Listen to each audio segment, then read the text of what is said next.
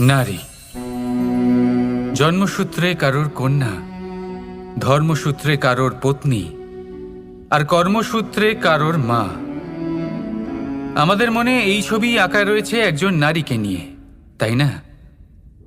একটা অতুলনীয় ভূমিকা রয়েছে নারীদের আমাদের জীবনে, আর নারী ছাড়া আমরা কিছুই নই। কিন্তু অধিকার, সেখানে আমরা একটা ভুল করে বসি। যখন নারী একজন কন্যা থাকে, যখন সে জন্ম নেয়, তখন তার ওপর অধিকার থাকে তার পিতার। আর তারপর যখন বিয়ে হয়ে যায়, তখন তার অস্তিত্বের উপর অধিকার থাকে তার স্বামীর। আর যখন তিনি মা হন, তখন নিজেই তিনি জীবনের সমস্ত অধিকার দিয়ে দেন তার সন্তানকে।